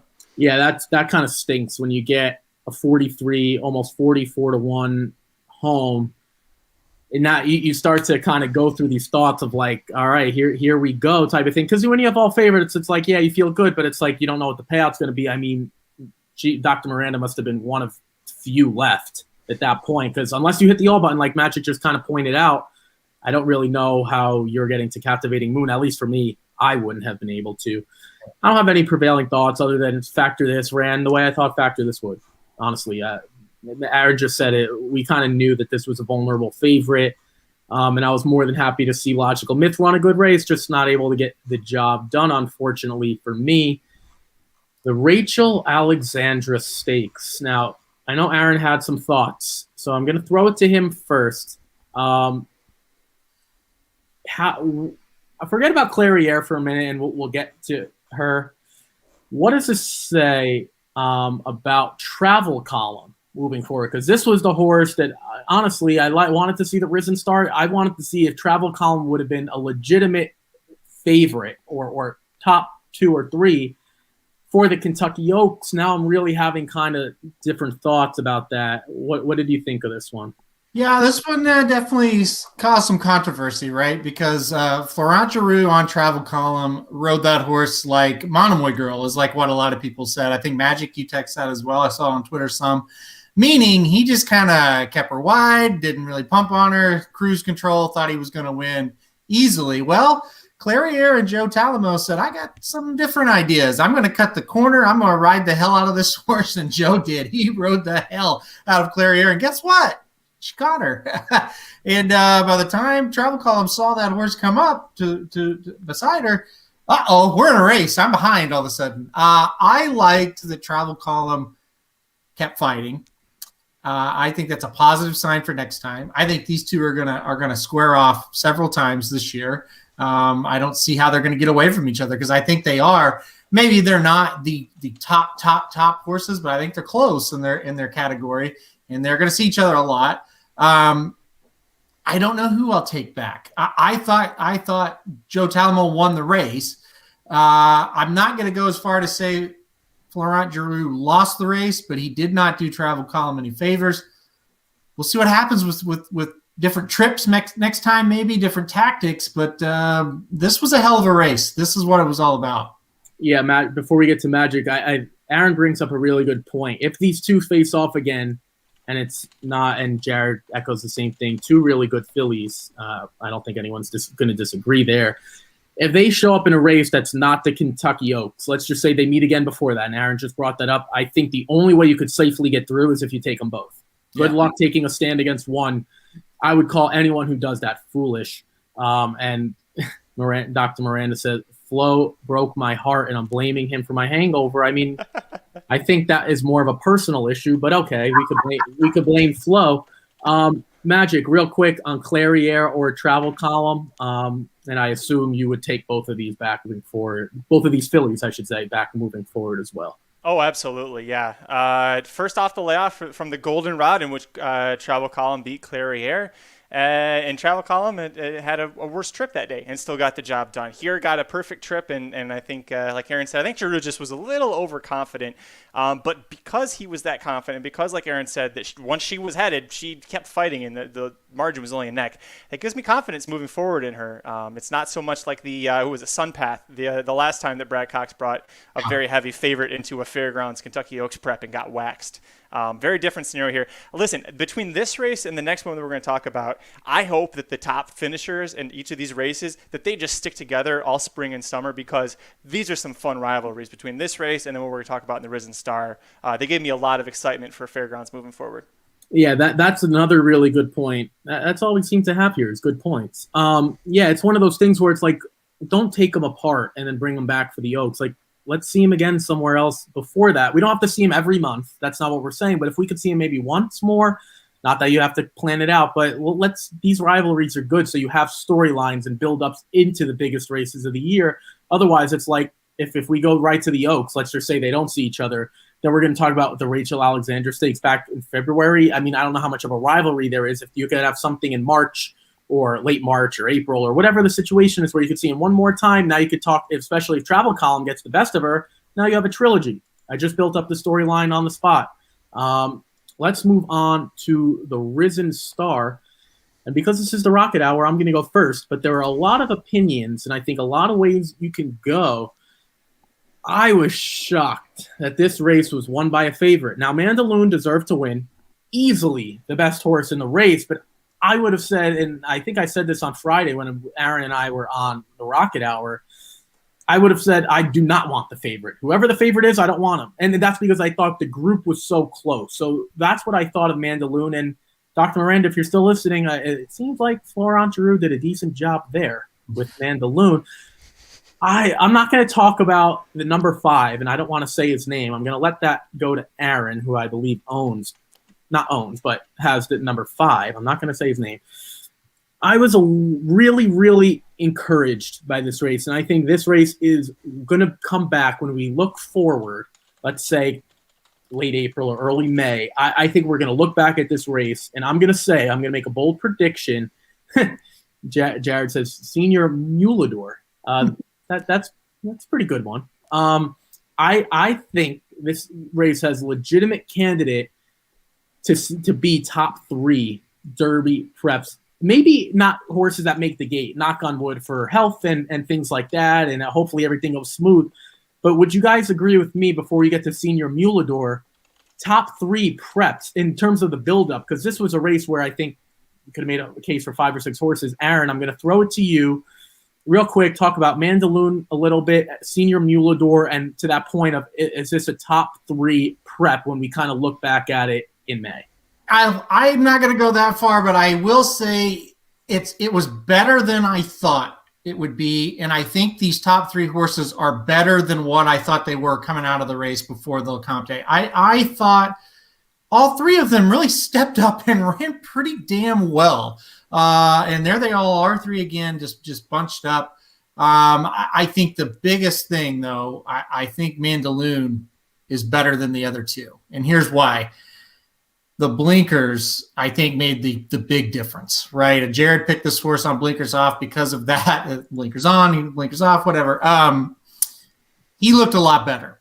When you watch the stretch of the Comte, that did not look like a horse that was very focused. He was kind of everywhere. He wouldn't pass horses. None of those issues in this race, right? So I think going forward, he is the best one to take out of it. The other two, Proxy and Midnight Bourbon, are very good in their own right. I mean, Proxy is right there both times with a chance. Midnight Bourbon, coming out of a solid barn, running solid races back to back, has been up against the top, echelon of the crop ever since he debuted as a 2-year-old. So those three are better than I thought. I ranked them all higher than I thought I would coming out of it. Senior Buscador, I don't necessarily have just like this negative thought going forward. I think what we learned is he's not quite as good as those top three, but he picked off a whole lot of horses, and he was way behind. The problem is he's always going to get that trip, I'm afraid, because that's just who he is. I come away with it thinking he can hit the board in one of these bigger races, or if they take him to Sunland, he will have a shot to win. But he's not the top echelon of the crop. That's what we learned from him. He's not done. He did not run a horrible race here. Magic? Listen, like I said with the last race, I think you take the top three finishers here, which were the top three finishers in a different order from the Lecomte, move them on to the Louisiana Derby, and God willing onto the Kentucky Derby. These three are just fun. They love to throw down with each other. Mandaloon, I think, is the best horse moving forward. Aaron nailed it with the blinkers. Immediately after the Lecomte, like in the post-race quotes, you had Brad Cox saying Mandaloon is going to get blinkers. Florent Giroux said that he was dicking around in workouts, but he was so good, they just were like, well, we'll see what happens. Midnight Bourbon is on my fantasy team. I'm going to give him a slight pass here because he went up against a horse in Right and Just who went almost a full second faster early than what Midnight Bourbon did in the Lecomte when he set the pace. Midnight Bourbon was also on the inside that time. Here he was on the outside. I think he's still a very serviceable horse. I think that early speed and the ability to carry it going 9 furlongs this early is a good sign for him. Proxy's a horse I'm going to continue to fade as a win bet because I've watched all 4 of his races very closely. He dicks around in the stretch all the time, and he's got that tap-it mentality where his mind is going to keep him from winning races that he should. So He'll beat you one day because he'll put it all together one day and win. But not on the Derby Trail. I agree with you. I think he's going to put it all together. But I think we're looking at like a Haskell, a Jim Dandy. I think we're looking at a situation farther down the road when his mind needs to catch up with his talent because he is very talented. But I'm going to continue to fade him on the Derby Trail when it comes to these prep races. I always love when people talk about someone coming to the Jim Dandy because you know what that means? That means we're talking about Saratoga, and there's never a bad time to talk about Saratoga.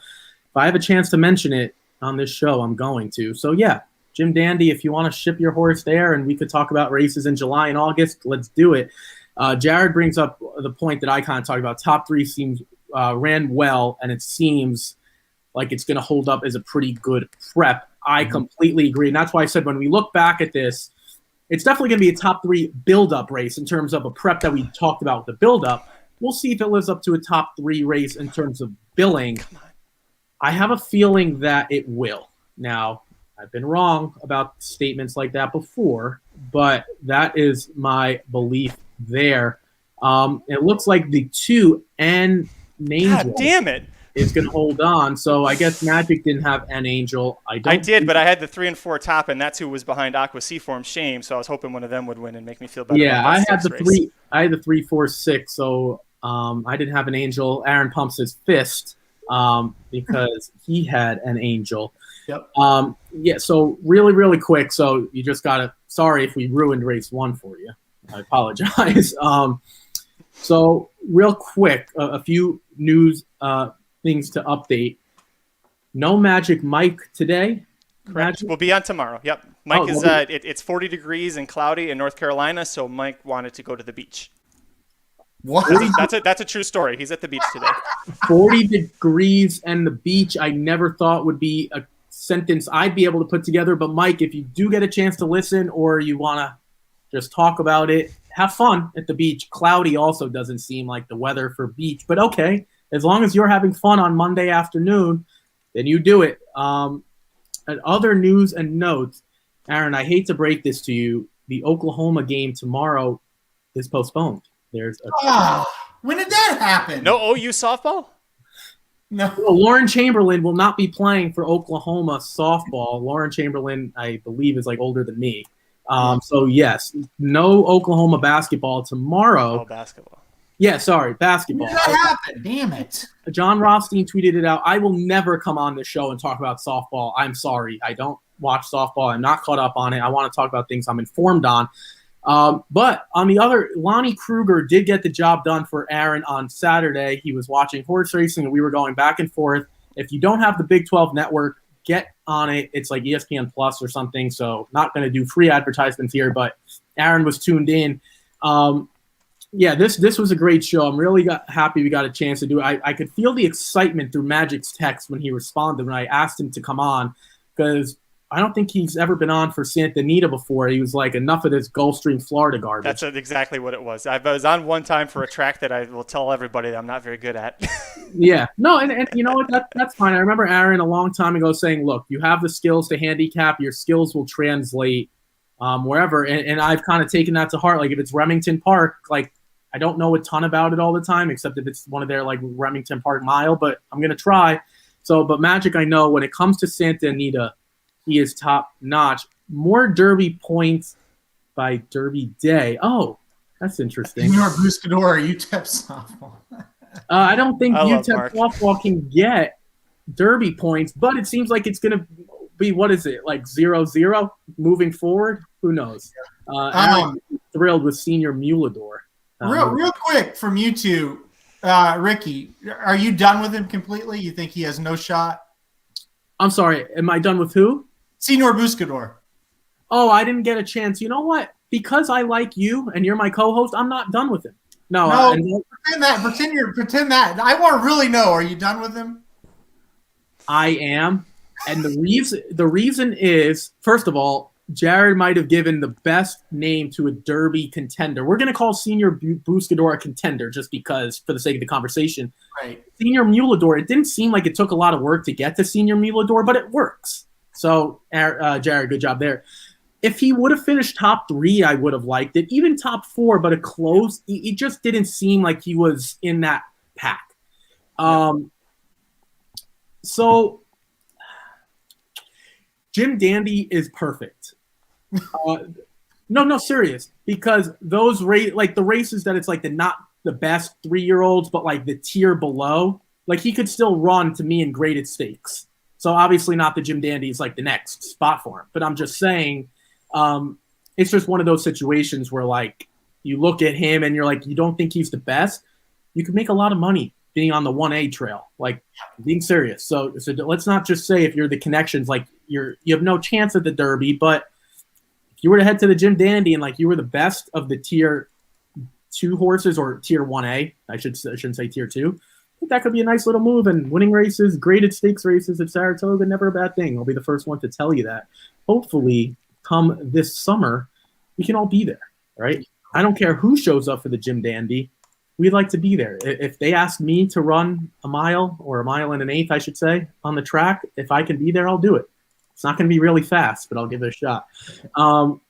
Without further ado, any final thoughts on what we, Aaron, I'll throw it to you first. Any final thoughts on what we saw this weekend, or maybe something that you want to throw to today, or maybe you're looking forward to, anything like that moving forward, just to wrap up real quick? Yeah, I'll look forward. Wednesday, Thursday, Friday, we'll be back to the Rocket Hour. Today should have been Southwest Stakes Day at Oaklawn. Snowed out, and that happens a lot. I remember Jared and I were down there one year doing a podcast the night before for the Southwest, and we could hear the ice pellets hitting the window. It was called off about 5 minutes after we finished the pod. I was down there one year with my dad, and it got called off. In the first race, it was snowing so hard we could not see the horses on the backside. So a lot of weather in February in Arkansas. Anyway, Southwest has been moved to Sunday. We're going to do a live stream. I haven't told anybody this. This is breaking news. Even if it's just me, we're doing a live stream Sunday for the Southwest. So mark that, Magic. There you go, Ricky. So yeah, we got a lot to look forward to. 3 Rocket Hours. We got a live stream Sunday for the Southwest. Listen, if it's Central Quality, the Breeders' Cup winner's coming back, we're doing a live stream. I just thought of that in my head just now. And Blinkers Off will be Thursday. Magic Mike, listen, are you guys doing a Thursday show, or is there going to be more beach time for Samich?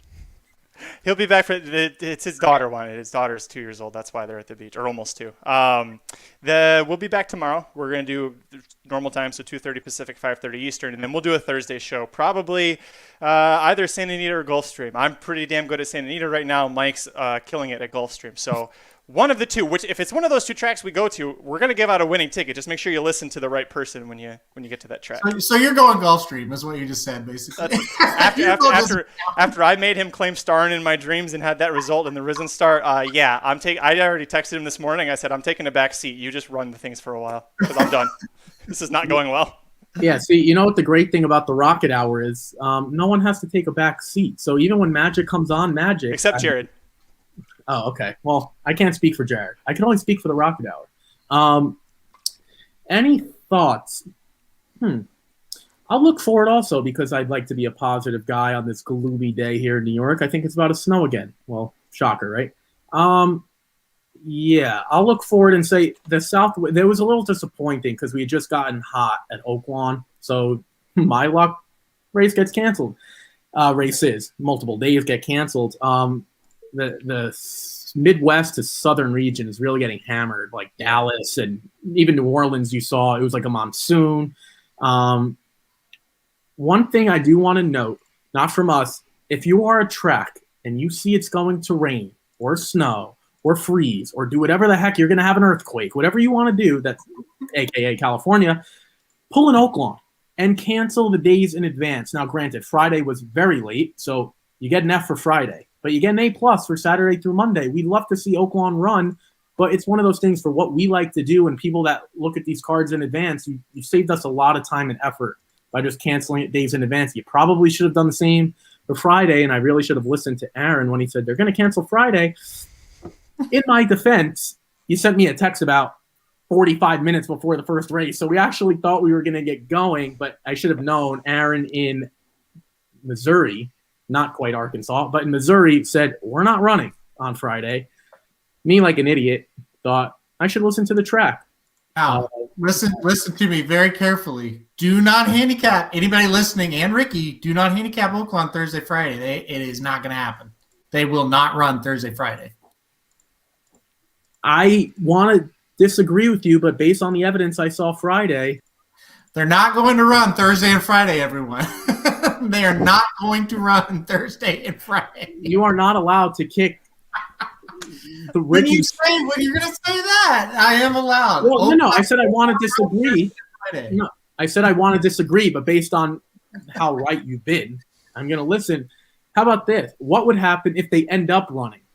So should seriously, should everyone kind of look at the card anyway and be prepared not to run, or just not look? Don't even look at the card. That's follow Chelsea Bailey on Twitter if you want to see. She's got some good videos of live updates. Yesterday, the track was frozen solid. She had big boots on.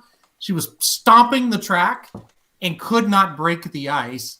And then today she had a live thing, and they've got 3-4 inches of snow by this morning, and it was all covered. So yeah, Oaklawn. Honestly, I think Sunday will be Oaklawn's first day back. I don't think they'll run Saturday either. We'll see. But I'm not going to go as far as say don't handicap Saturday because it's possible. But Thursday, Friday, throw them out. It's not going to happen. Well, you heard it here first. I believe the guy on Twitter is Marshall Sterling. Marshall, you might have some competition weather-wise because Aaron's making a push for the Weather Channel. So we'll see. Well, I've followed Oaklawn my whole life, and I know their patterns. I mean, I'm not a weatherman. I just know how long it takes to get the track unfrozen. It's a long time. So it's going to be a while before we see him again. Yeah, well, which is unfortunate because, again, we were just getting hot, and it's one of my favorite tracks of the year. And I would say the primary reason is why what we're doing here today, Oaklawn, for the racing dudes, a lot of different reasons. I could see Magic's no longer looking at me, so that means it's a time. I have 3 screens to look at. Which one do you want me to end the camera? No, in all seriousness, it was a great show. I'm so happy Magic came on today to talk Santa Anita. We talked races 5 through 8. Great in-depth detail. A moral of the show, I would say, race 6. Good luck trying to figure it out. And if you have some time, add up all the purchase tags, or the price tags, I should say, and what the horses purchased for. You're going to cry when you see all those D1 athletes show up at community college, like I referenced earlier. Everyone, enjoy the rest of your day. It's a holiday here, not for us, but for everyone else. Enjoy, Mike. Enjoy the beach if you ever get a chance to listen to this. Hopefully it's not cloudy for the rest of the time there. Everyone, stay safe, be healthy, enjoy today's rest of the card. It's Aqueduct. There are a few races left. Santa Anita, you have a whole card outside of the opener that Magic and I unfortunately were not able to nail down, but Aaron was. So 1 for 3. That's a good batting average. I had it, just not on top. Did you serve? Are you alive in your pick 5 ticket? Yes, I was 3-4-2. Oh, okay. So So I apologize. 2 of 3 alive in the ticket. I didn't know if you used it 2 or not. Okay, so 67%, 2 for 3. So you still have plenty of time to get your stuff in there. If you want to look back, we're going to end this right now, and you guys can kind of go back and see what we did. Everyone, take care. Aaron and I will be back on Wednesday morning. Unfortunately, it's not afternoon. It'll be morning at 11 a.m. We'll talk Gulfstream. Maybe get a chance to talk about a little bit about Santa Anita, what we did today. Magic will be on later this week about talking with Mike about what he saw this past weekend. I'm sure they'll go into more depth than we did because they'll dedicate a whole show to it.